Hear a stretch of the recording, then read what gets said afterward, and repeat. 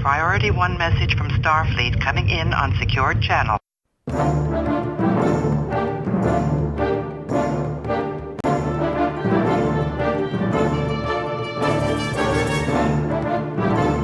You are listening to the TrekRanks podcast, a member of the Tricorder Transmissions Podcast Network. This is episode 75, featuring the top 5 short Treks moments.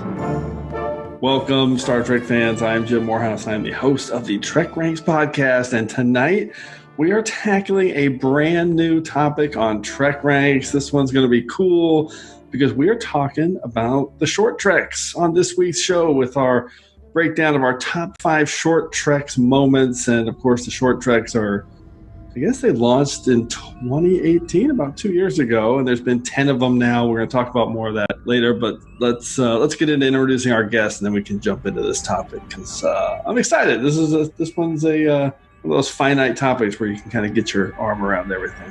All right, returning to the show, our 2 awesome Trekkies. First up is Jenn Tifft, who's been on the show many times, most recently episode 67, our top 5 sneaky good episodes. Jenn, welcome back. Hi. Thanks for having me. It's great to be back. Good to have you. And our other guest is our good friend of the show, Mr. Josh Duffy. I think he's making his 3rd or 4th appearances. Last time you were on episode 44, our top 5 wisest characters, that was a cool topic. I remember that one. Almost forgot that even existed. Josh, are you there? Yeah, I am here. Thank you, Jim. I'm happy to be on, and I think it is 4 or so that I've been on. I'm very happy to be back with you again. All right, that sounds right. We're going to get into our Prime Directives in a minute, but let's start now with our TrekRanks recalibration. What are you recalibrating? Everything. It's a sweeping, a recalibration of all systems. First up, as regular listeners will know, general order number 1 here at the TrekRanks podcast is that we love Trek. We love to rank Trek via some deep dive topics just to get the conversation started. Really, it's just a big excuse to talk about the things that we love about Star Trek. But what is that Vulcan motto? Infinite diversity. In infinite combinations. And what is diversity? A celebration of differences. And as to Pohl and Dr. Phlox just said, TrekRanks is basically just a big old celebration of differences. There are no wrong answers here at TrekRanks. It's not about being right or definitive in any way. It's just about sharing the things that we love about Trek. So we love it all, from TOS to TNG, straight through to Enterprise and the Kelvin timeline, and now Discovery and short Treks as well. It's all fair game here on the TrekRanks podcast. Black alert. Black alert. And a reminder that this episode of TrekRanks is current through Discovery Season 2 and obviously through the first 10 short Treks, because that's what we're talking about tonight. But we're not quite to the first episode of Picard, as we are recording this just a few hours before it debuts. So this will be the last episode of TrekRanks recorded in the era of 6 live-action TV shows as we move into the era of 7 different live-action TV shows. Open hailing frequencies. Hailing frequencies open. On viewer. Okay, you can find TrekRanks on the Net Access interface links at TrekRanks.com, and you can contact me directly on Twitter at TrekRanks or at Enterprise Extra. You can also call and leave us a message with your own picks at 609-512-LLAP. That's 609-512-5527. Or you can just record your own picks and then send them to me in a DM on Twitter. Okay. To wrap it up, Jenn and Josh, why don't you guys let everybody know how they can get a hold of you on the Net Access interface? Jenn? The best way to reach me is on Twitter. I'm at EatAtQuarks. And you can also reach me on Twitter at my podcast, which is at SnapTrek. Don't walk, run, eat at Quarks. How does it rhyme go? I don't remember how it goes. Come to Quarks. Quarks is fun. Quarks is fun, yes. Come to Quarks. Don't walk, run. Okay, Josh, how about you? I have a very creative Twitter handle of JM_Duffy, and that's the best way to get a hold of me on Twitter. Okay, I love it. So this week we're going to jump straight into our Prime Directives and kind of combine our Diagnostic Cycle with the Prime Directive. So let's get into this topic. I do not concur with your captain's decision. She's following our Prime Directive. Define Prime Directive. So short treks, I just want to start by saying, just to talk a little bit about this new format and this new platform as a way to distribute Star Trek. It's really been cool. I've loved it. I think most people have been really open to it. It's something I've always wanted, where you can just kind of think about any topic or any character in Star Trek and just tell a random little story about it. I know the producers like to compare them to like the Pixar shorts and that kind of thing, where you just tell a really dramatic, emotional story in 5, 10, 15 minutes. So it's really opened up the scope of the canvas for what the production teams can do. And I love that they've used these as a platform for inclusion and diversity hires as well in the things they've been doing to give people opportunities that really haven't had them in this genre. So super cool platform for Trek. So let's get into kind of how we narrowed down our picks. I want to hear from you, Jen. How did you kind of approach this topic? So there's summary. There's been 10 total short treks, which equals about 2 total hours of Star Trek. And so it's kind of a pretty finite. I mean, it's definitely the most narrow topic we've ever done on TrekRanks. Yeah, well, I adore the short treks format. I've not people have heard me talk about this ad infinitum because I can't stop. I've always wanted a Star Trek anthology series. It's always been something I thought, this big, broad, beautiful Star Trek universe. Let's see different little bits and pieces of it, and I think I got it in a way I didn't expect. Well, with the short treks format, but it's wonderful. It's I really appreciate that they can try things that you really can't in the confines of a series. Yeah, I think it's really neat the way they do it. It's a little harder. It's a little bit more of a challenge, I think, to tell a story well within the confines of 10, 15 minutes. It's more of a challenge, and that's kind of like it's kind of fun to read short stories too for that reason, because it's just a different way of storytelling. Because you can see their learning curve too, where there's some where they maybe don't quite hit a home run, others where they do. Yeah. And even in the ones where I don't personally think they hit a home run, there's always some moments within it that for sure that are really neat. Yeah. And that's kind of how I approached the topic here, because I started by saying, oh well, maybe I'll have some themes and then use some examples of how different short treks approach this theme. But then I realized these are all 10 of these stories are completely different, and completely unique, and I really shouldn't try to connect them. So what I did for this list was I just straight up found the top 5 things that make me happy, random things that make me happy in these short treks. And that's what I ended up picking. Always a great way to approach it. And I should add that, so for this type of topic in the past moments, we've structured it a little bit more, where we've had like a round of production design element, favorite character, or the Dabo round, and favorite actor. But for this one, we decided, because it's literally it's 10 episodes, and we're about to choose 15 moments. So that's more than the episodes that exist. So we just said, let's just open it up. 5, whatever you want to talk about that you think is cool, that you like about the short trek. So that's a good way to look at it. How about you, Josh? How did you look at it, and what do you think of the short treks? Well, first of all, I agree with just about everything Jen said. I think I love all the short treks. And I think that they give us a chance to look at Star Trek in a way that we've never, looked at it before, in these little, 7 to 18 minute bites. And I think that's obviously presented challenges and how to tell these stories in that amount of time. But it's also given just great latitude in what stories to tell, and the little glimpses into worlds that we haven't seen before and that wouldn't really make sense in a full-length episode or a series or that kind of thing. I've really loved them, and I think I loved them more than I thought I would going in. That's interesting. I didn't know that what I would think of a 15-minute episode. what that would look like. And I think each one has, there's some that are better than others, but as we'll talk about, I think, they have special moments in all of them.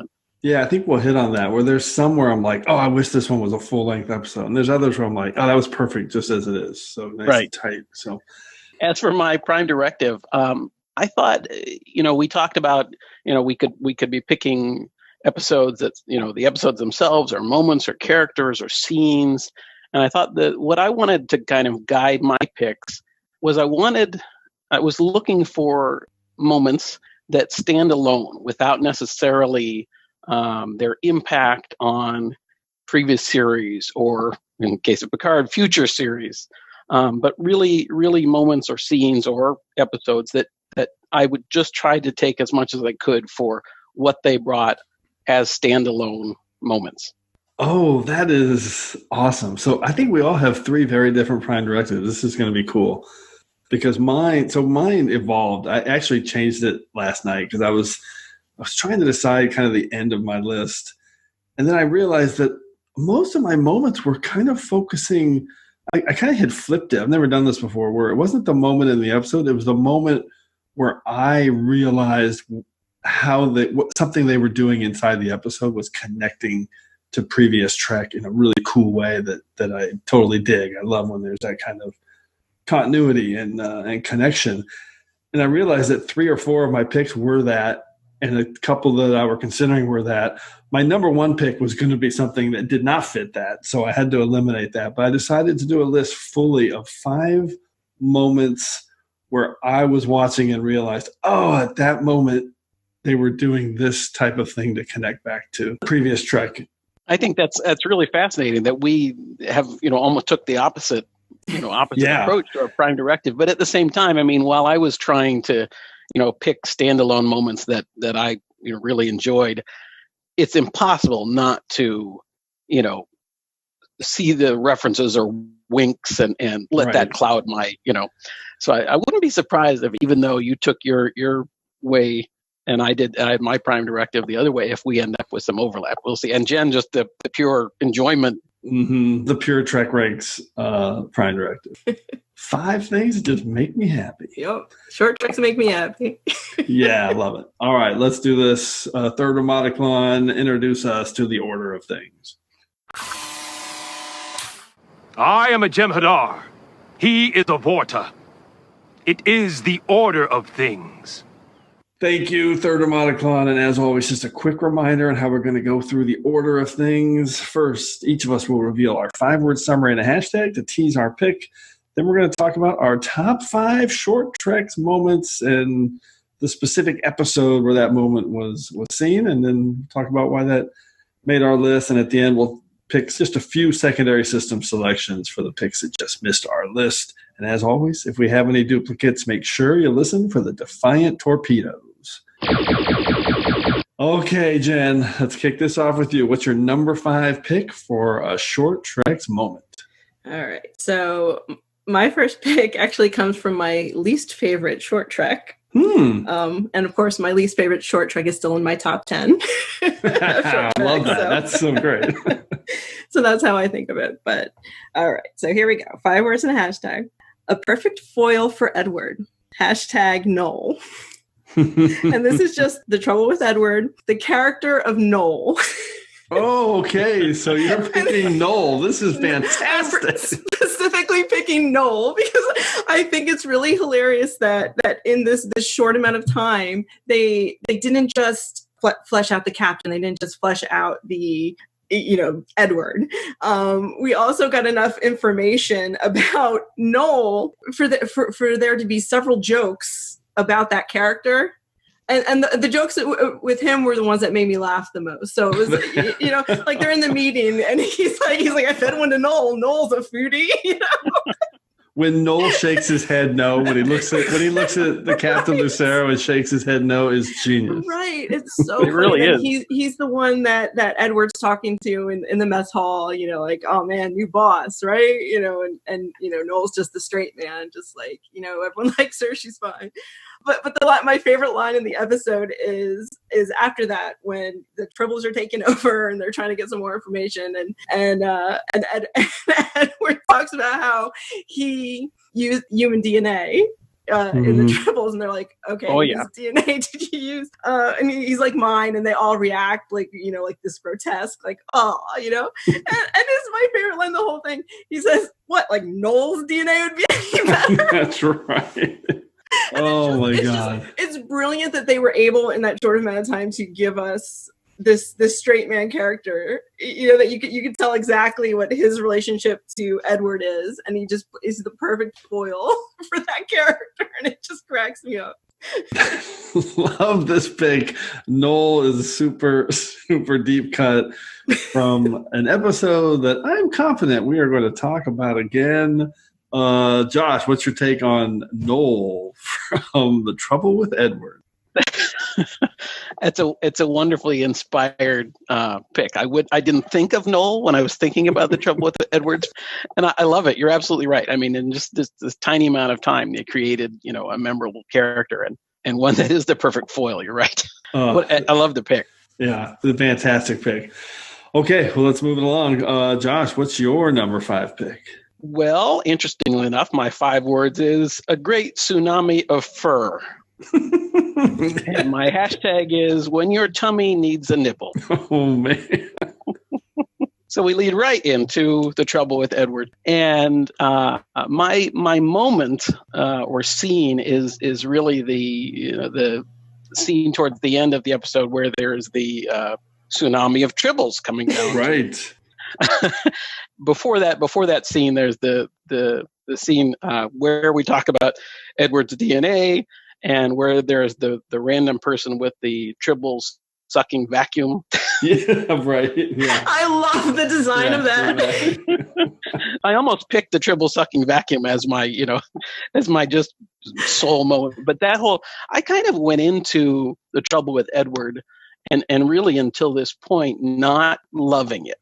And it was really at this point where, near the end, that the whole campiness of it and the where the tribbles fall on the woman and she's screaming, and it reminded me of a horror movie, and just that whole thing kind of like all of a sudden that was the moment that I said, okay, I really like this. So that's mine, is the scene with the tsunami of tribbles. That's one of my favorite things about it, because there's this kind of wacky tone in this episode, which obviously, I mean, it's obviously a wacky tone, right? It doesn't, at some level you're watching this and like, what is going on? You've got, Edward coming out in his, we couldn't just see him in his underwear. It couldn't just be boxer briefs. It had to be tidy whities, right? The tidy whities, right?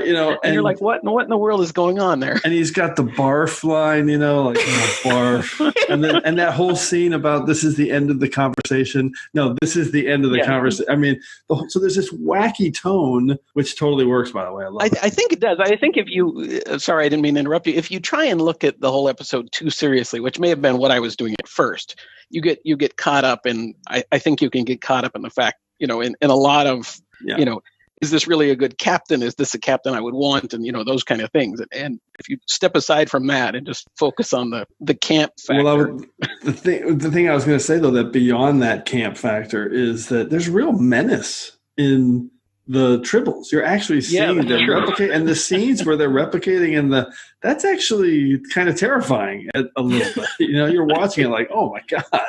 Yeah, that would be, if you're on that ship. Out, yeah. Every scene where they come in from the outside and kind of show the inside of the ship with all the tribbles. Yeah. I think they've accomplished something there that's never really been done with tribbles before, that it's like this menacing, just a menacing feel. And then you have the random commercial at the, after the closing credits. Yeah, the commercial I could probably live without, but it's but I get that it's totally fun. So right, I mean, I don't understand it. I don't. Yeah, right. All right, so you're kind of going with the tsunami of tribbles as your moment. Yeah. I love it. Let's go to my round 5 pick. And by the way, we're only going to do duplicates if it's like a legitimate duplicate moment, not episode, obviously. Otherwise, we'd be firing the phasers all day. Okay, my number 5 pick, 5 words in a hashtag.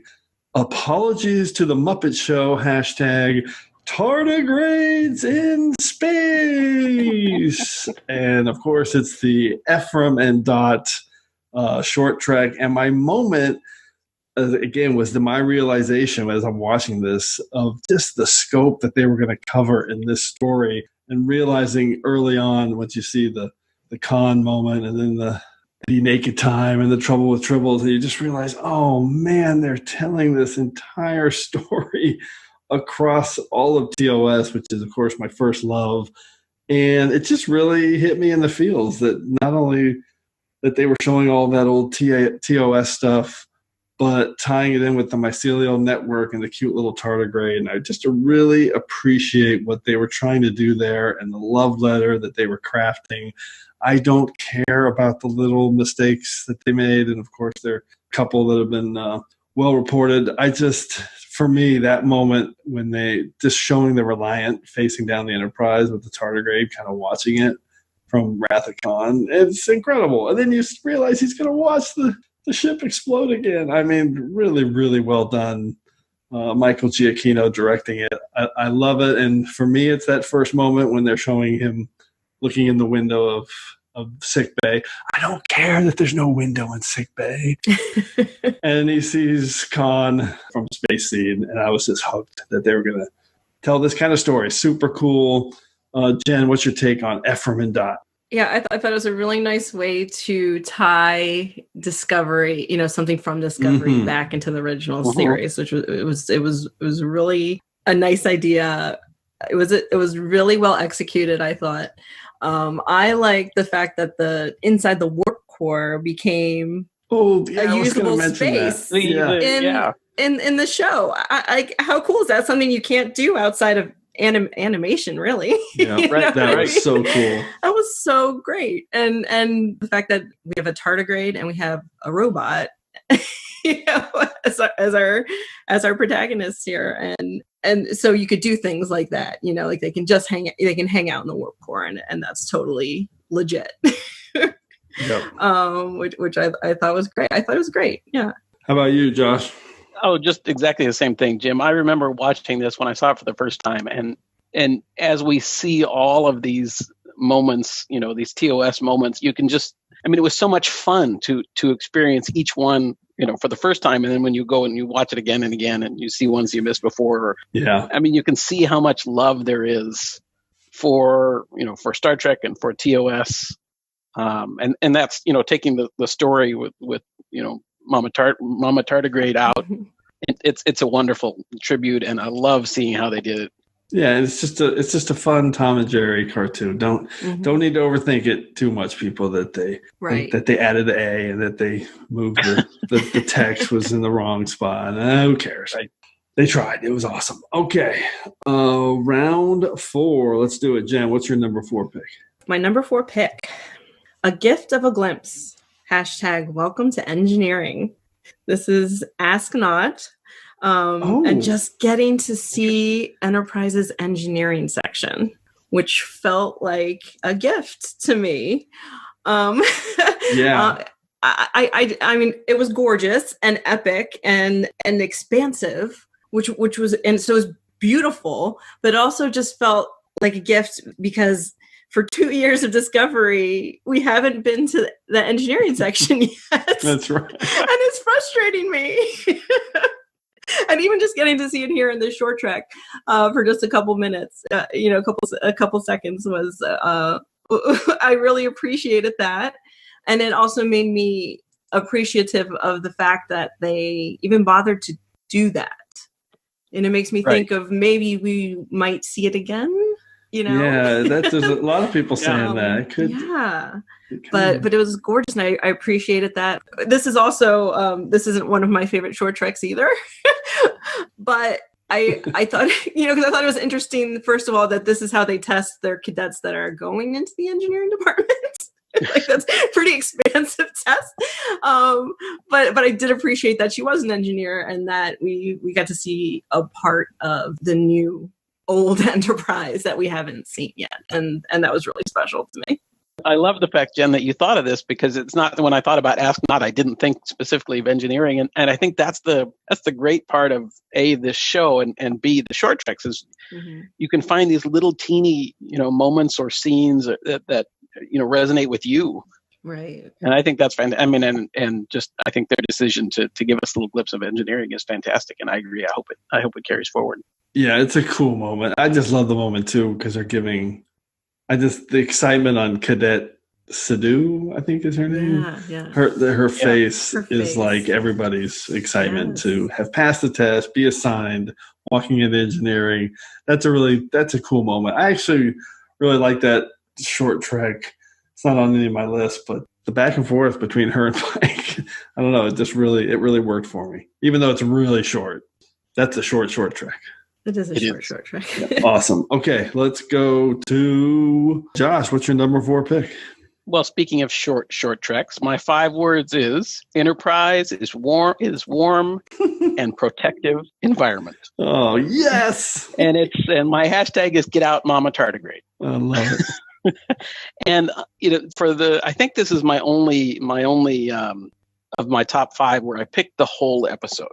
Oh, cool. And because of my Prime Directive and I wanted something that stood alone. What I saw when I watched this, and Jen, I don't know how much this will resonate with you, but I've been looking for ways to introduce my daughter, who is 6 years old, to Star Trek. And I thought Ephraim and Dot would be a fantastic introduction to her. Just the story alone of Mama with her eggs and laying them in the warp core. And you don't have to understand the references, all the beauty that Jim talked about with the references to Star Trek past, and to enjoy it just as a standalone little story. And then when I watch it again, you have, you of course have the beauty that is all the references to previous Star Trek. But I love the story on its own. It's a sweet little story. The interaction between Ephraim and Dot is wonderful and great for children and adults alike. That's it. So it's the whole episode for me. I love the fact that you said, because our Prime Directives are complete opposite, but yet we picked it for completely different reasons that are also the same reason. So yours was because it stands alone and shows that history, and mine was because it shows that history, and that's that was my attraction to it. And this gives me an opportunity to remind everybody too that Kirk Thatcher was the voice of the narrator at the beginning, who of course was the punk on the bus in Star Trek 4. Right. So another great link back to past Trek, and Kirk Thatcher's of course a well-known creative in the creature industry as well over the last 20, 30 years. So I love it. Anything else to add on Ephraim and Dot, Jen? Yeah, well, since you mentioned it, Josh, my kids were mesmerized by this. My kids that don't know, they know what a tribble is. Like they recognize the tribble. That's about it, But they love the characters, and when the ship blew up, I knew it was coming. They didn't know it was coming, and the look on their faces, they were so sad, so worried about the eggs. For sure, yeah. I was like, hurry up, Dot, and get out so that they can see that the tardigrades are okay. And then and then the joy and the babies are okay.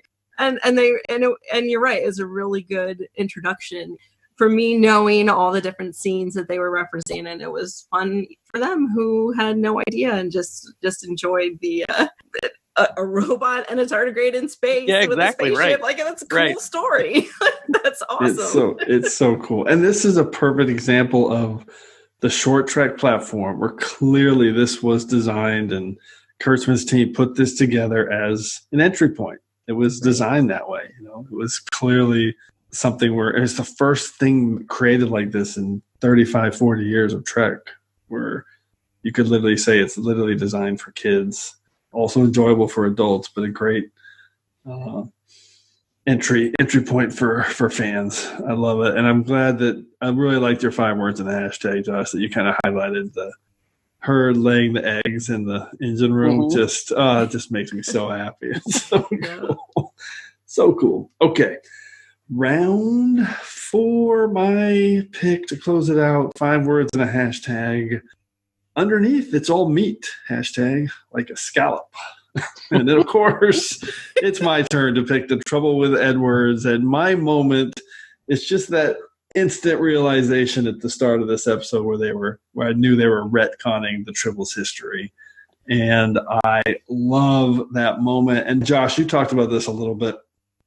First off, when you're watching this episode, you feel like it's not really Star Trek. And I initially wanted to maybe try and not like it because I'm just like, is it too? But it just never stuck. I mean, not even for 5 minutes. But as soon as I got into this episode, I was enamored. And I love the tone. I love the wackiness. I love the menace of those Tribbles. But like I said, the reason I chose it is because of how clever it was for them to actually kind of carefully come up with a little background that the reason the Tribbles, unstoppable breeding hasn't really been an issue to anybody up to this point. And we've seen them all over the place. You've seen them in Enterprise. You've seen them in TOS. You've seen them in, not TOS, but Discovery with Lorca. I just love that little tweak that Edward's the one that caused there. And just when he delivers that line that, the only problem is that they breed really slow and everything just kills them. I love when one just fell off my desk. He just died. So, yeah, I love this episode. I will defend it, even though it's clearly a very unique episode of Star Trek. All right, anything for you guys to add about The Trouble with Edwards and the Tribble retcon? Yeah, I mean, a lot of it's just not my type of humor. So that's like some of it worked for me, some of it didn't. But that moment that you picked, it was, well, first of all, it was really funny that when he first started talking about eating them, because that's not something that had ever crossed my mind in my entire life. It's true. Of eating a Tribble or what it would taste like, or that it looked like a scallop without fur. So that was funny and it was really clever. But the moment that you picked when they talked about how they breed too slowly, I watched it the first time with my husband, who is a Star Trek fan, but like a normal person, right. Star Trek fan. And when they said that, he like his jaw dropped and he went, oh, and like looked at me like I know what that means, Jeff. Like, yeah, exactly. Because even people who aren't like as into it as we are know that Tribbles breed really fast, and just it was just fun to watch it, to see that from his perspective of like, oh, now he's into this episode too, because now he knows kind of what's coming up, and it was really well put together. Yeah, that part was super clever. Yeah. All right, Josh, anything to add? Oh, I agree that Edward's obsession with eating Tribbles and every time that comes up is so great. They're like, well, what are the moral implications? Are they like sentient? He's like, well, I could manipulate them to be brain damaged. So there's no problem. and the scene we're talking about with the Tribble vacuum, he's like, well, if everyone does their share and eats some Tribbles, we'll be fine. Can anyone tell me how they're breeding this quickly? I analyzed a newborn Tribble. They're born pregnant. Well, when you mix human DNA with Tribble DNA, crazy stuff happens. I'm sorry, you used human DNA? Yeah. Whose DNA? Look, I think we're getting off track, all right? I mean, if we all eat our fair share of these, the population will even itself out. Edward, whose DNA? It was mine. But like Noel's DNA would be any better? Okay, we need to focus our energy on containment. Brilliant. Absolutely brilliant. Yeah, it's a great pick. Yeah. Okay, let's go to the soup round. And Jen, what's your number 3 pick? Okay. My soup round pick. 2 freaks in a turbo lift. # awe-inspiring. This is Q&A and the Spock and Una friendship. That's so great. That's so great.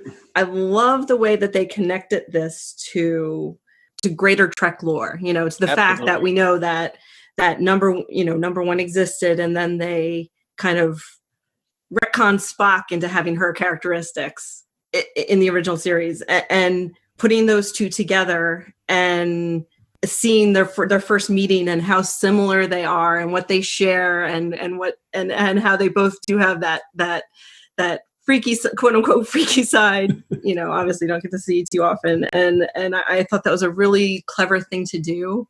I really like the way that, I mean, they're wonderful together, but it's just wonderful to see something about two characters we didn't know how they would interact. Like Spock and Number One interacting wasn't like my biggest question about what a Pike, Number One Spock series would be. You know what I mean? Like, I didn't think of that. And then now when they put them together and in the scenario where they had to quickly form this bond, and got to, have a deep, learn about each other quickly. And I thought that was really clever. I really enjoyed that.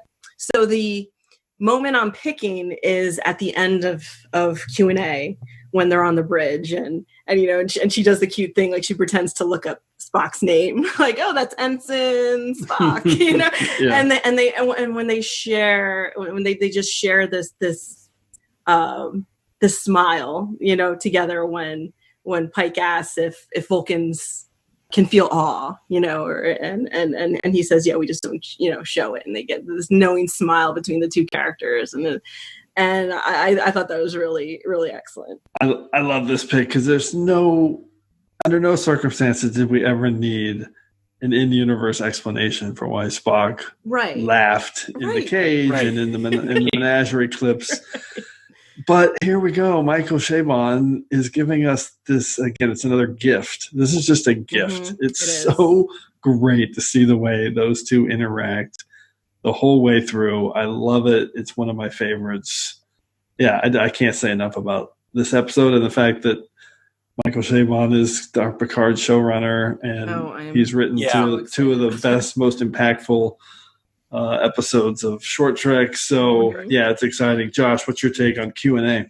Oh, I agree. The exact same things you both have said. I thinking about how this ties the cage. It gets us from the cage to to the Spock we know in TOS is wonderful, and the way these characters are developed in the span of the 12 minutes or so is just it's amazing. I mean, we learn so much about each of them in that short amount of time, and it's fantastic. It's a perfect avenue for a Short Treks topic. So love this pick. All right, Josh, how about you? What's your number 3 pick for the Super? My number 3, 5 words, is hope is stronger than fear. And my hashtag is I want to watch the stars for a while. The episode being the brightest star. Brightest star. I figured that's what it was. Awesome. And the moment that I'm picking is the moment between Saru and his sister in the field. Yeah. Where he is obviously going to well, I don't know if it's obvious at that time, but going to make the journey to the stars, and because that's his, he's choosing not to live in fear, and he's going to choose, or is choosing to reject the religion and rituals of his society, and she is saying goodbye, and also saying, look down every now and again, there's beauty here too. And I just thought that was a beautiful moment, and it stands alone again, and just about someone choosing hope over fear, and choosing to look up and explore and explore the frontier and so on, and just it fits in beautifully to the series. But I thought that particular moment was really touching for me. I love this one. Is one of those ones where when it was over, because again, this was kind of early Short Treks, right? So people are kind of feeling it out. It's like the second or third one, I think. And there was this feeling of like, that was awesome, but I want more of that. I want to see more about kind of how this plays out or where it goes. And then we get that in season 2 of Discovery. I think this is one of those ones I don't know how much they kind of planned like things like, well, we won't talk about Poe yet. She might come up later. But I think Poe was one where they just said, well, they were breaking season 2. They said, why don't we bring Poe back? That worked. She could be good in this role. Not something when they were making Runaway that they were planning to do. This one, I think maybe they were planning to, have Sarana come back, and do more. But yeah, I love this episode. That the moment you pick with Saru and Sarana, it's just that's a gut punch. It's really, really well done and perfect. Jen, what's your take on the brightest star? Yeah, I mean, this is a really, really sad episode. Just the society they live in is so depressing, and we find out, and later the way they build upon that, and the Baul and right. And I hate them so much, and it has this sense of melancholy to it, that even though like this is the beginning, this is the origin story of this character that we know and love and know that he's going to be okay. Just seeing where he began was pretty jarring to me. Right. But in a good way, like in a good way. And the quote that you referenced in your 5 words, I saw hope in the stars. It was stronger than fear, and I went towards it. And that's just, wow. What a bold thing for someone in this situation to say. And also what a very Starfleet thing to say.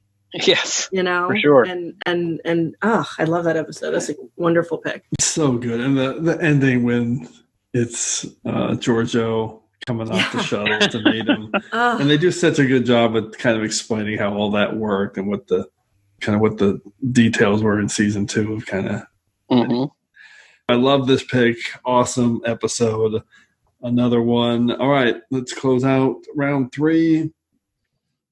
My 5 words and a hashtag. Did somebody say rogue synth? Hashtag what the hell? Oh my god. And it is Children of Mars, the most recent short treks. And my moment is when we see Picard on screen again. It just absolutely floored me, because going in, a lot of my friends of mine, people on Twitter had said that they thought, hey, maybe at the end of that short trek they'll have Picard, and I'm thinking there is zero chance they're going to have Patrick Stewart return to his role of Picard in a short trek 2 weeks before the series drops. No chance. So, and in a really clever way, I was totally wrong, because that moment where they're scanning and they don't even focus on it. It's just like off to the side. It's at an angle, and it's a Chiron that's with the picture of Admiral Picard and just the little Chiron running along that says Admiral Picard. So he's devastated by the attack on Mars. I was overcome when I saw that, because this is it. This is the launch of Picard. We have a new series. We're seeing the 24th century again in this short trek for the first time in 15 years since Nemesis. So I was just overcome. And then the whole story is just really cool too, that there's really no script other than the 2 words at the opening. And it's just this powerful Peter Gabriel cover of David Bowie and the little story they're telling about friendship and the way people come together. So I love it. It was written by Kirsten Beyer as well, with Alec Kurtzman and Jenny Lumet. So yeah, really, really worked for me. And I love that moment where I realized we were seeing Picard. So Jen, what's your take on Children of Mars? Oh man, yeah. I mean, you see Admiral Picard, which is it's exciting, and then he's reacting to something so horrible, so tragic, and that this is just a horrible time, and so it's just this weird juxtaposition of feelings, about this character. But what a powerful little trailer for the Picard series. Yep. The way they did that, it was brilliant, and it really, it opened up the door to questions for Picard, for the Picard series, but in a way that was, how do I say this? In a way that kind of just, like you said, sometimes you want more with the short treks. I don't necessarily felt like I wanted more with this short trek. I felt like, okay, I'm ready now for the tone of Picard. Yeah, that's exactly right. Yeah, that's exactly how I felt. It was just, you're ready now. Hey, this was the perfect little appetizer for it. Right. Yeah, I felt ready for Picard. Yeah. Josh, what's your take on just Children of Mars? The exact same thing. I think this was a great little use it appetizer, teaser for Picard. I think the story itself between the 2 girls and looking at it the way I was trying to, this was one of the first off my list, first of my secondary systems. I'll give that away now because of the story of the two girls and how they're not getting along, and then as this tragedy happens to each of their fathers, they hold hands there, and just that was powerful in and of itself. But I agree that the moment where we see Admiral Picard on screen, and as you said, kind of just off to the side. In fact, the first time I saw the episode, I had to pause and go back a few times and really kind of study that. And that's what leaves you wanting what's coming tomorrow as of the date of this recording. Oh my gosh. Yep. Exactly. Okay. Jen, what's your round 2 pick? Okay, round 2. It was the light inside. # goodnight, my queen. So this is the girl who made the stars. Oh, I love it. And the moment I picked is when the girl in our story grows into Sonequa Martin Green, as the father's telling the story, and and he says she grew into be a queen. Mm-hmm. And the animation changes, and it's our Michael Burnham that we know. Which was it's really beautifully animated.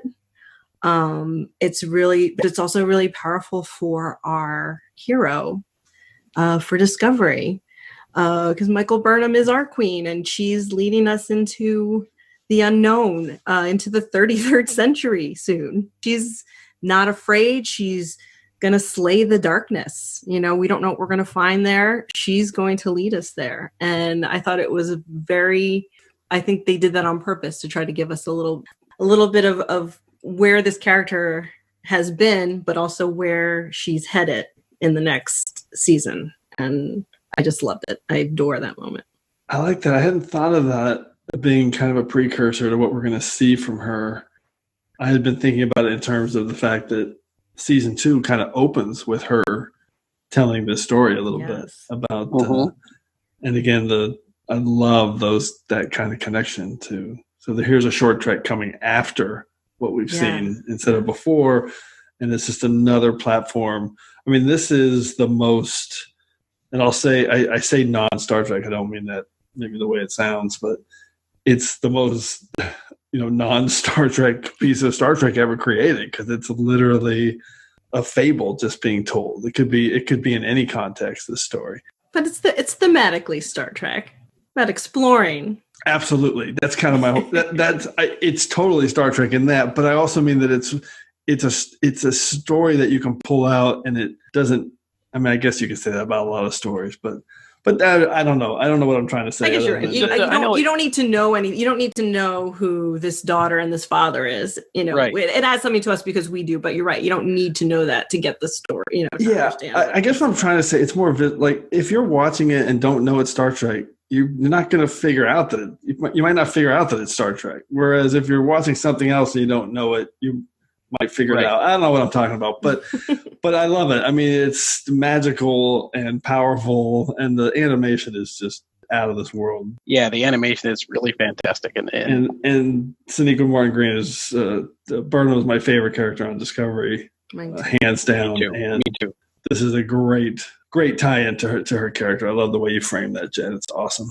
Josh, any other take on the girl who made the stars? No, I agree that this is just a perfect look at kind of to how she grew up, how she what formed her way of thinking. Is there's just a little glimpse into how her mind came to be, if you will. Yeah, and it's just a beautiful episode by itself. And as you said, the story that is told to her is not it's not Star Trek. And again, I was thinking about my daughter as I was watching this, and thinking she could watch this and enjoy it just for the beautiful story that it is. Although I chose not to show this one to her because it might be a little scary too. Yeah, it's a little. But and bonus points for the cuddly little tardigrade teddy bear. Absolutely, the stuffed tardigrade. Yes. I want one. Okay. Josh, what's your round 2 pick?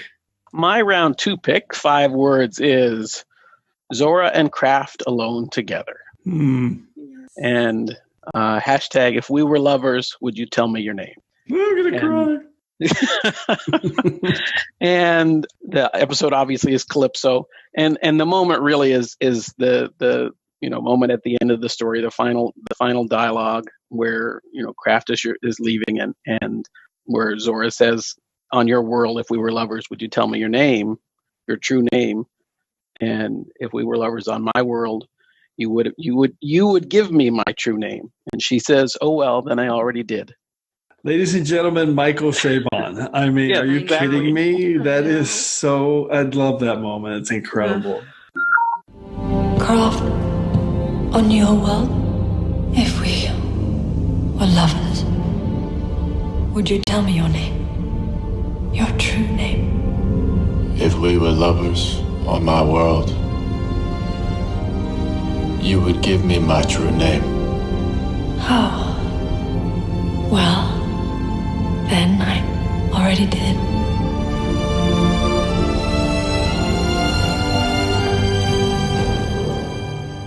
I mean, the story itself is one that we've seen, and I don't mean this in a bad way, but we've seen a number of different ways in Star Trek. Is can a machine be human, or that kind of theme, and it's just told so powerfully to me in this little in this whatever the however long the episode is, 13-14 minutes. Obviously the scene when they're dancing and Kraft begins to obviously feel something, or not begins to, but kind of comes to grips with the fact that he's feeling something for the computer, for Zora, and then the tear down her cheek in the hologram, and then it winds up with what I picked as my moment, the moment, the goodbye, and it's just very powerful to me, and it just enjoyed it a lot, and thought it was just amazingly well done. Yeah, I love it. And it's, by the way, little trivia, it is the longest short trek. It's 18 minutes long. So I love this episode. Jen, any take on Calypso? Well, this is my absolute favorite short trek. Yeah. I adore it. And I can talk about it now, or we can wait until we get to the next round. Oh, okay. Well, let's, I'll just do mine, then we can circle back. Okay, my round 2 pick, 5 words and a hashtag: cudgels, capes, jippers, and mud. Hashtag Mike McMahon's script loves TOS. And it is this escape artist from the first season of the short trek. And my moment was this realization that Mike McMahon is the guy who's going to be creating Lower Decks. And his script here is absolutely brilliant. Again, it's another gift to Star Trek. I love this episode so much because of that Mike McMahon, how smart and funny this is. This is absolutely the kind of humor that I live for. And again, why I'm so excited about Lower Decks. The comedy has gravitas, it has weight, but it's also just a straight up comedy, and it connects to TOS in this amazing way where Rainn Wilson's Mud is absolutely unbelievable with the way the way he channels Roger C. Carmel, the original. But I could just start rattling off all the great one-liners about cudgels. And that's what I was going to say too. He knows what a cudgel is. Yeah, the cudgel joke. It's in there like 4 or 5 times, and I have no idea what a cudgel is. I'm sure people who play you didn't play enough play those games. I had to look it up, and I'm like, oh, it's absolutely genius. And then the line about the cape. I'm telling you, I'm rich. You let me down from here. I'll make it worth your while. I'm listening. You'll never have to set foot in a slum like this again. I'll give you so much latinum, you'll be able to wear a cape, and nobody will be able to say anything because rich people get to do whatever they want. Your enemies will be positively green with envy. Greener, so to speak. You'll be invited to only the finest soirees. I would look good in a cape. You would look amazing in a cape. And the structure of this thing, the way it just moves around from moment to moment, and then the payoff that they're all androids, which of course ties into iMud, and the fact that he's conning all these people. And there's the production value on this one is amazing. There's like 6 different set locations they use. They have a location shoot at the warehouse that old electric plant that they use in Toronto. I love this episode. It's probably I haven't really ranked them all yet based on these new episodes. It's probably my favorite. You haven't? I haven't ranked the final 6 yet. I need You've to only do got it. 4 up there, I think. The first four, I had it just ahead of Calypso only because my rewatchability scale, because I love Calypso, but anyway, it's a darker. I could just keep going, but Mike McMahon is making Lower Decks, people, and I could not be more excited about that. So, Jen, what's your take on The Escape Artist? Oh, same. This is my second favorite. I have ranked them all. Yeah, there you go. But yeah, I have Calypso first. Just it's my love. But Escape Artist is the second. This is my kind of humor. This is I'm so excited about Lower Decks. But in particular, one of the things that this short does well is give each of the secondary characters some good moments and some good development. Like the Orions are a completely different. Oh, they're hilarious. Captures than the Telluride and the other beings that capture him. And they're all funny in their own way. But each of those scenes is, even though it's still Mud and someone who has him captured, each of those scenes is completely different and really funny in a different way. It's just so well done. And I love it. It's so well structured, the way they flow into each other. And you're right about those characters. The Telluride's great.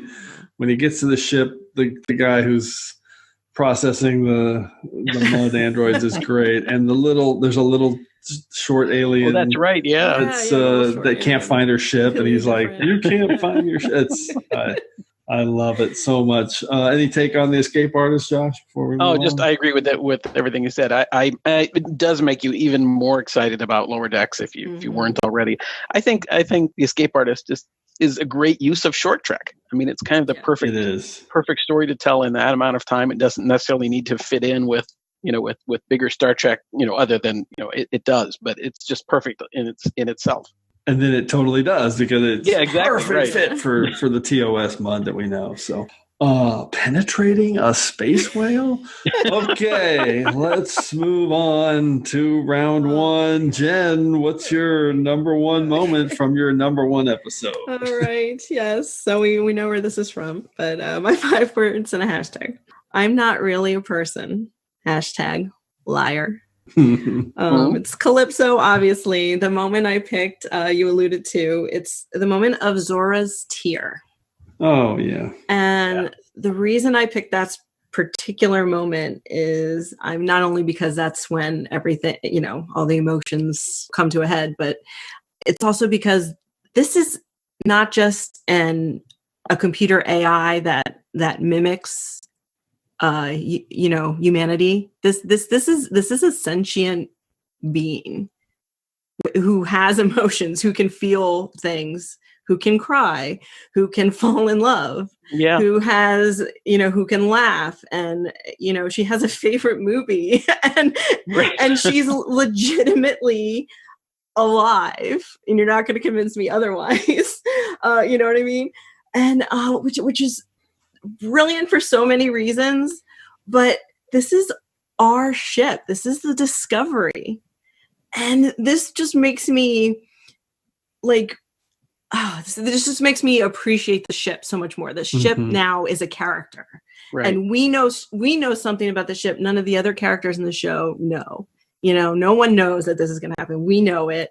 We know her. We know something very intimate about her. We watched her fall in love for the first time, So she's Zora, and the Discovery is now legitimately a character to me. And I really, really hope they don't drop this thread. I really, really hope that this comes around in Discovery. It's going to be interesting to see if it does or not. Yeah. I am with you 100%. I hope they do. I want it to happen. I think about the ship and Zora in the same way, but I'm also I'm not getting my hopes up, because I could totally see it be something where they end up not addressing it. But who knows? But there are ways they could address it. I mean, I know. I won't go into all my theories now. Okay.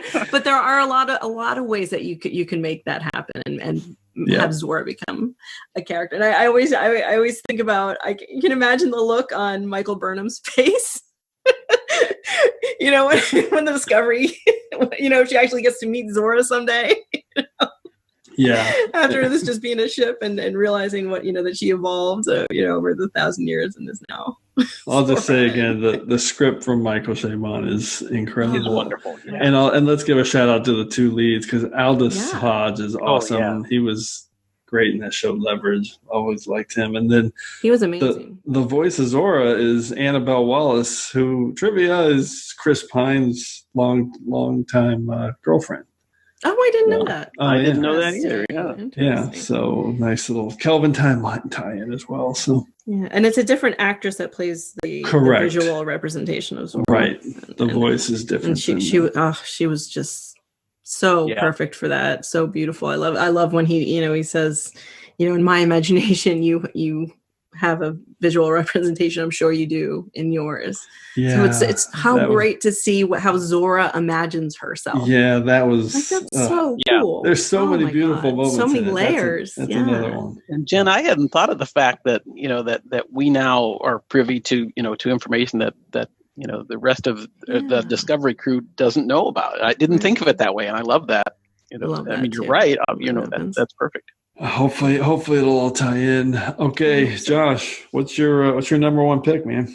My number one pick. My 5 words are, and this is a plug for you, Jim. 5 words: candidate for TrekRanks episode 16. My hashtag is "I'll show you my freaky if you show me yours." Oh, I love this.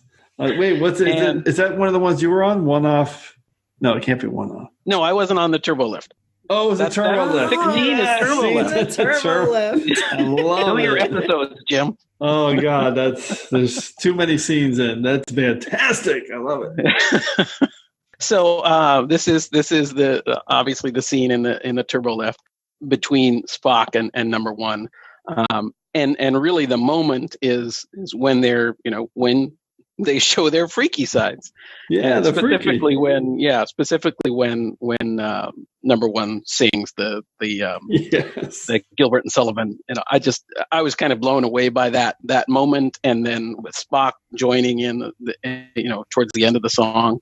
But that whole scene is I mean, I've watched it again, you know, preparing for this episode, and just how wonderful it is. And we talked about it already, but just specifically number one, Rebecca Romaine, just, you know, in that little bit of time, she's uncomfortable, she's commanding, she's humorous, she's knowledgeable, she sings, you know, their banter back and forth, and it's just I'm just kind of blown away by that, you know, that scene and that moment. I love it.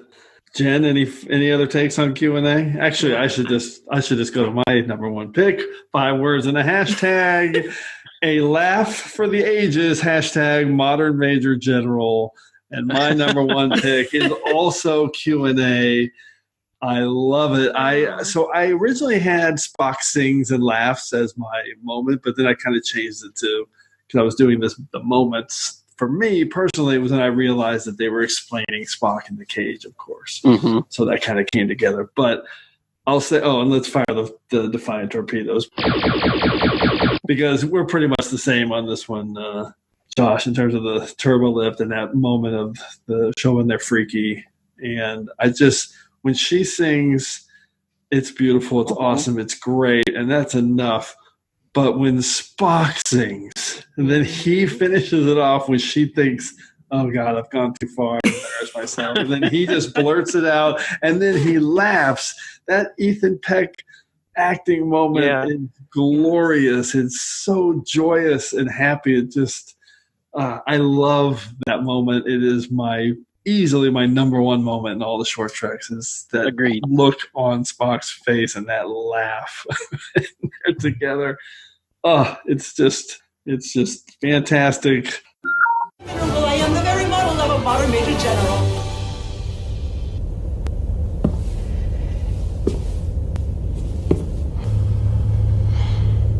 In short, in matters vegetable, animal, and mineral, you are the very model of a modern major general. It's Lieutenant Amin. Hang on, I'll have you out of there straight away. I swear you're laughing in there. You will forget this. I want there there to be a hole in your memory where this once was. That is an order. On your honor. As a Starfleet officer, Ensign Spock. Swear. I swear on my honor as a Starfleet officer, sir. So, Jen, any other take on Q&A? Because he doesn't give anything away either. You know, he lets her sweat it out a little bit. And she's like, oh, man, I just made a fool out of myself. Exactly. And then he goes into it. And it's just the way, I mean, I give Ethan Peck so much credit there. It's so hard to do that. Yeah. And he just killed it the whole way it was building. Again, Michael Chabon. It's the Michael Chabon round is this the whole first round. So yeah, that says something. Jeez. That definitely says something. Bodes well for Picard. Fantastic. Okay, well let's get into a few secondary systems picks because I got one I definitely want to talk about. But Jen, what's on your list that maybe you didn't get to so I really want to touch on the character of Poe. Mihani Ika Halikapo needs a shout out. I love her. She does. She's wonderful. The design of her, first of all, the character design is gorgeous. I mean, so cool. Cool looking, but also the fact that she can control electronics with her brain. Is that what it is? Or I'm not sure what the mechanics of it are. Yeah. But it's fascinating. And my moment for Poe is when they're in the transporter room and the actress, she sniffs it. Yeah. And then she's like, "Oh, does this work by such and such mechanism?"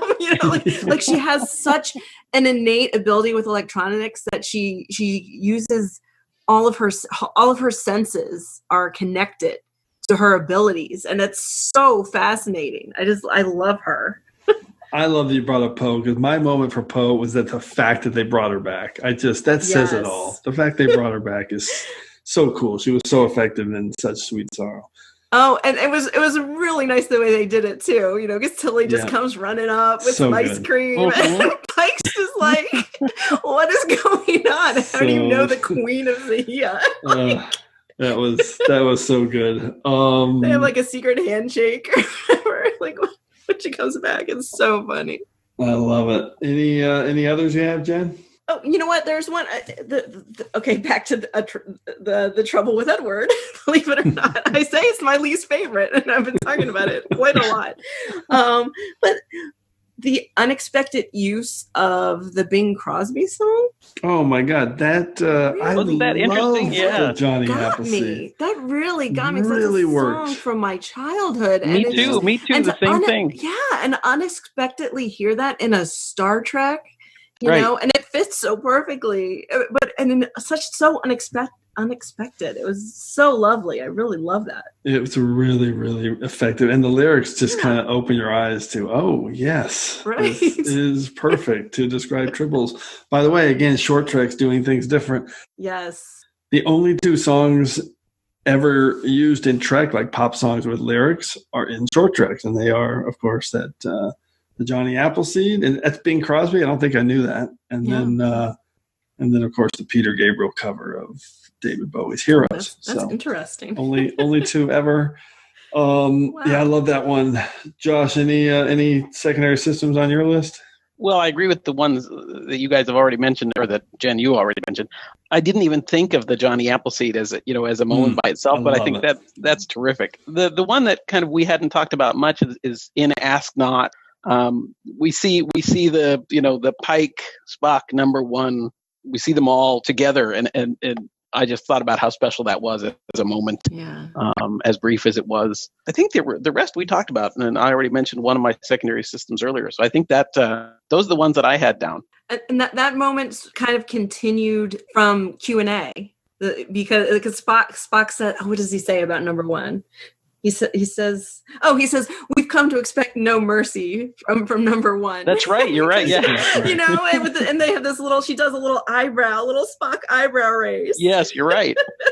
which was more meaningful after seeing Q&A, you know, that little exchange between the two. It was so good. That's a great shout out. I'm glad you said that, Josh. That was an awesome moment from Q&A. All right, well, I mentioned one of mine. Poe was one. The other one was The Brightest Star with the Captain Georgiou reveal, making contact with Saru. Lieutenant Georgiou. My other one, which I'm going to say I had a 5 words and a hashtag. It was going to be in my top 2, which I cut, of course, was Calypso. My 5 words and a hashtag were want more of intriguing craft, hashtag cooey, cooey. And that's my moment. Yeah. I love the moment where he's looking out the window and he's really sad. And then he starts talking about this lake that he used to fish on, and Zora just instantly adds like wind and air, like the sound of a lake. And he's like looking up and he's like, yeah, well, we used to have a boat, a pulse rider on the water that used to thump, and you hear this thumping. And then he says, yeah, the only thing missing is the sound of a sorrow hawk. And he kind of makes the sound, and then she adds it. And I'm a big animal watcher and bird watcher, so when she adds that sound of the sorrow hawk, it just really got me. Me too. And the look on his face, because you could tell it must have been close to the real thing, because the look on his face. And then that's when he says, that's when he decides to do something nice for her. Like doing that touched him so much that he's like, okay, I got to do something nice for you. He learns to dance. Oh my gosh. He learns to dance. So good. Oh my gosh. What a wonderful thing. That's a great moment in that, in that episode as well, where there are so many, there's so many. It's really unbelievable how much we could talk about just that one all day, and it lasted 18 minutes long. Okay. Awesome. Super cool topic. I knew we'd be able to kind of break this down. I'm looking forward to some more short treks so we can do this again at some point. All right, let's get into our regeneration cycle and recap our picks and go through some stats. Computer, activate regeneration cycle. Alcoves beta and gamma. Okay, Jen, break down your top 5 picks. All right. My number 5 pick is The Trouble with Edward, the character of Noel. Sorry. My number 4 pick is Ask Not, and it's getting to see Enterprise's engineering section. Number 3, Q&A, the Spock and Una friendship, specifically the moment I picked is at the end, the knowing look between the two at the end. Number 2, The Girl Who Made the Stars, when the girl in the story grows into Sonequa Martin Green, Michael Burnham that we know. And my number 1 pick is Calypso and Zora's Tear. Oh, fantastic breakdown. Josh, how about you? Run down your top 5. My number 5 pick was the Great Tsunami of Fur from The Trouble with Edward. My number 4 pick was Ephraim and Dot. The whole episode, but really the moment laying the eggs in the warp core is kind of the heart of why I picked it. But the whole episode itself. Number 3 was the hope is stronger than fear moment between Saru and Siriana in The Brightest Star. Number 2, best top 5 moment was the final scene, or nearly the final scene in Calypso between Zora and Kraft. If we were lovers, would you tell me your name? Hashtag funny face. Yes. Yes. And then my number 1 top 5 short trek moment was the turbo lift scene, particularly the you show me your freaky and I'll show you mine moment, where Rebecca Romaine, number 1, sings Gilbert and Sullivan. Awesome. Incredible breakdown. Okay, here's my top 5. My number 5 was Ephraim and Dot, showcasing the history of TOS.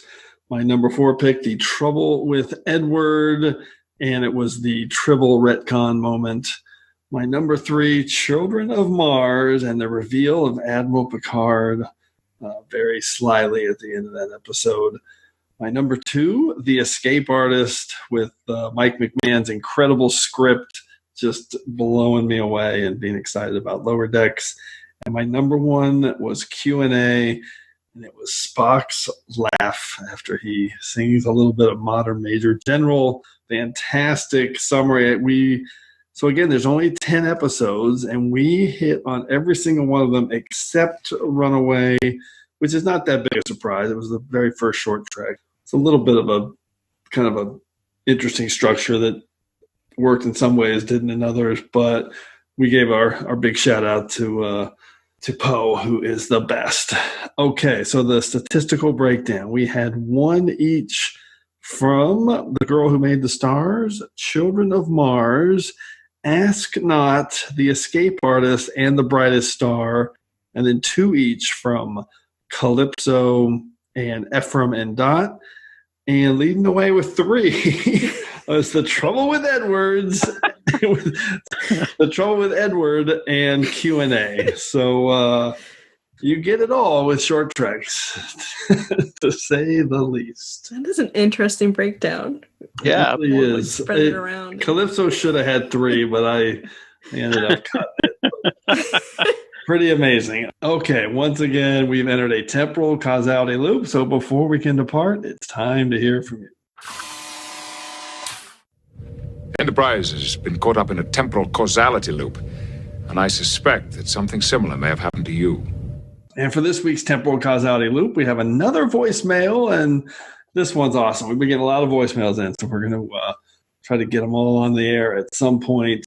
This one is from Sam Nelson, who you can find on Twitter at SLNelson77. He is going back to episode 70 and our top 5 scenes in a cave.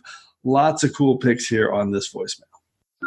Hey, Jim at TrekRanks. This is Sam Nelson on Twitter at SLNelson77. I just listened to the Caves episode, and like I said on Twitter, man, 15, 18 episodes popped in my head, and there would have definitely been some defiant torpedoes with my list. Real quick, I'll run down my list. Number 5, I am Team Bash all the way. Number 5 for me would have been Captain's Holiday. Picard gets his groove on, hashtag Team Bosch. I am all for that. Love that episode. Number 4, one that no one mentioned, but I fell in love as soon as I saw it. Discovery Season 2, Episode 7, Light and Shadows. Derek's family compound has secrets, hashtag Katra Stones. Man, just an awesome, I know we didn't see much of Spock just babbling, but gorgeous, beautiful scene. We get to see Michael's feelings all over her brother there. I love that spot. Number 3, the soup round. This is a great one that you guys mentioned in your secondary systems there. DS9, Season 7, Episode 26, What You Leave Behind, 5 words and a hashtag. His sacrifice wasn't in vain, hashtag Prophets versus Pa Race. What can you say about those fire caves and the ultimate ending to one of, well, maybe my favorite. It changes every day. One of my favorite series, DS9. Number 2, which was mentioned, and I swapped it out with 2009 Star Trek.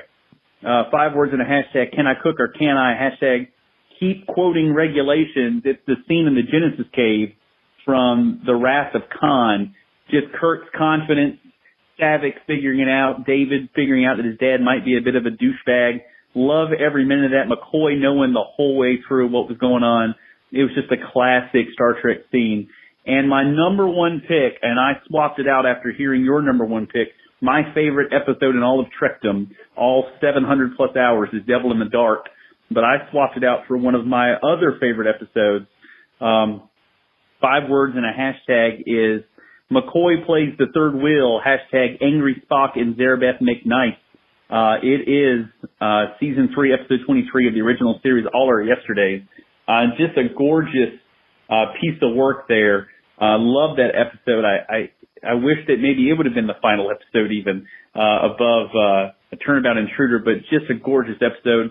Love to see Spock and McCoy in that cave scene with beautiful Zarabeth. Okay, that was Sam, and I just got to say I love his number 4 pick of Discovery's Light and Shadows, because in that scene in the cave, we get to see Kirshara on Vulcan. which was first seen in a little episode called Awakening in Enterprise. I like that one. So when I saw that Kirshara in Lights and Shadow, I was excited.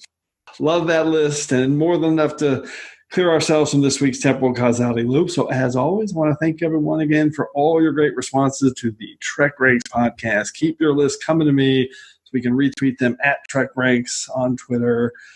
But we also want to hear from you, so put together your own list of top 5 short Treks moments or any list from our past shows and give us a call at the Tricorder Transmissions at 609-512-5527. That's 609-512-LLAP. Or again, just record your own pics and send me a DM and link me to it. That'll work too. So hopefully we'll hear from you so you can be featured on the next episode of TrekRanks. And on the next episode of TrekRanks, we're going to change it up a bit with this topic.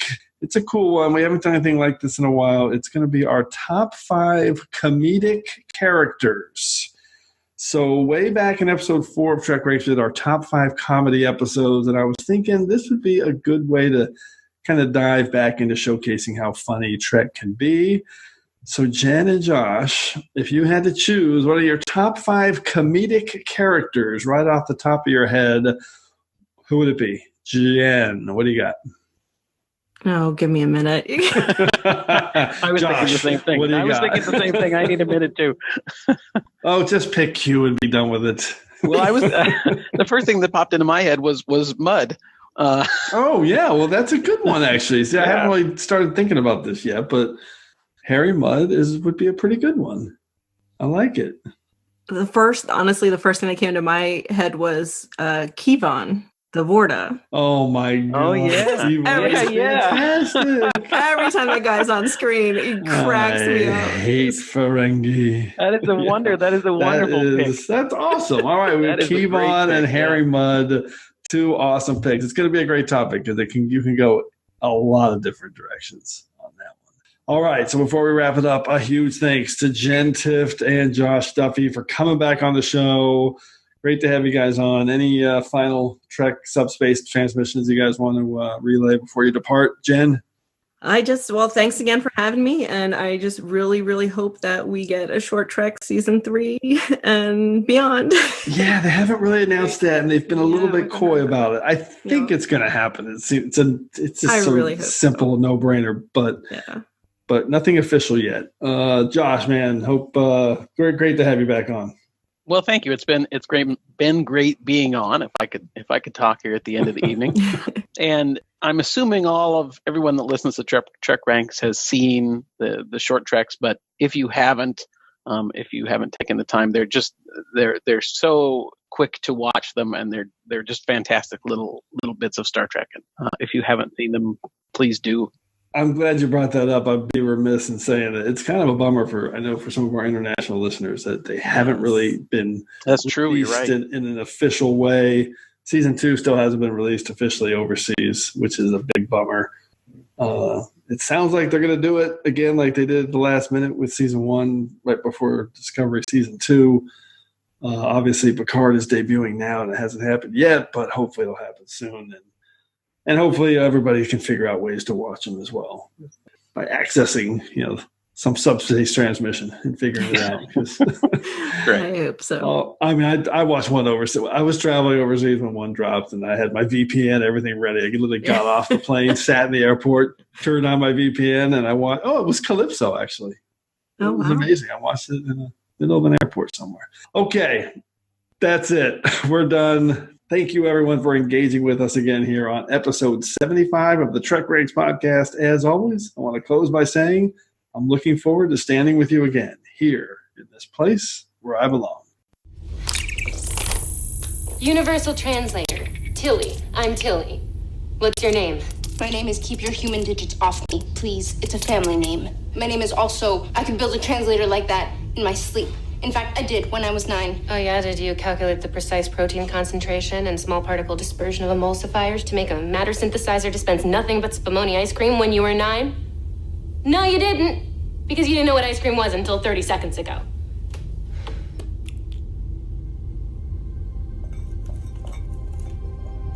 Mihani ika halikapo. Oh, okay. actually just go to the beginning and just very slowly. Poe. Poe. Okay, Poe.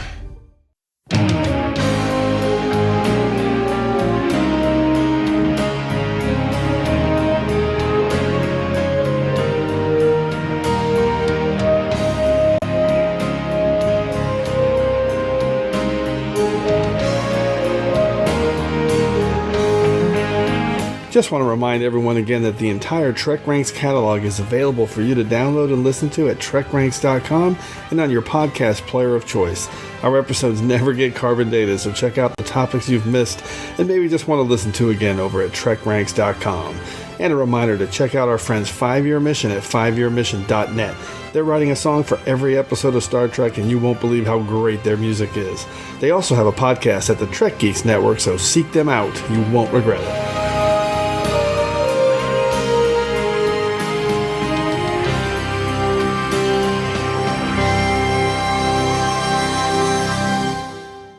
Underneath, it's all meat. Like a scallop. Blood red. You want to eat them? I don't want to eat them. I was thinking of introducing them as a food source for the Clatians. Although I have eaten one or two for research purposes. I fed one to Noel the other day and he enjoyed it. Noel is a foodie, but I'm no chef. The only problem with this particular species is that they breed very slowly. But with some genetic manipulation, I could speed up that process and we could make a ton of these. Let me ask you, are they intelligent? It's hard to say. As you can see, they don't have a face. But they're very slow moving, so they would be easy to hunt. Actually, one fell off my desk the other day and it just died instantly, so there's that. So even if they were intelligent, I feel like they would be very easy to capture and then eat. No, I was more concerned with the moral implications. For the triple? Well, sure. I could genetically manipulate the DNA to make them all brain damaged, and that way that would solve that.